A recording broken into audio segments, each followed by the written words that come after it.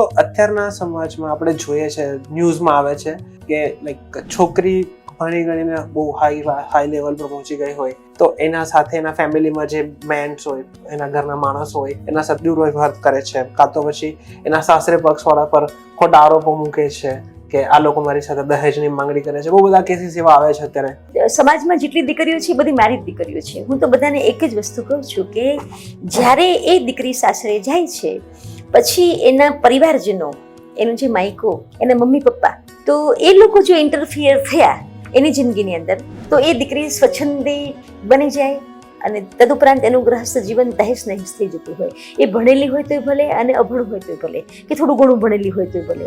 કોઈ પણ દીકરીના સાસરીમાં ત્યારે જ તકલીફ પડે છે જ્યારે એના પિયર પક્ષના, એમાં ખાસ કરીને એની મમ્મી જો ઇન્ટરફિયર થઈ કે તારે આમ ન કરવું જોઈએ. મોટા ભાગે આવું થતું હોય છે. અને બીજી વસ્તુ, તમે જેમ કીધું એમ કે ક્યારેક ક્યારેક એવું પણ બને કે અમુક દીકરીઓ સ્વચ્છંદી બની જાય.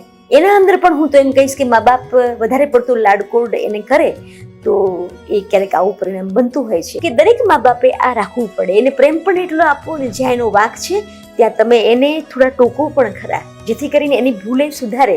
જો તમે આજે એની ભૂલ નહીં સુધારો તો પછી એને ટેવ પડી જશે, ટેવ પડી જશે ઇટ ઇઝ વેરી ડેન્જર.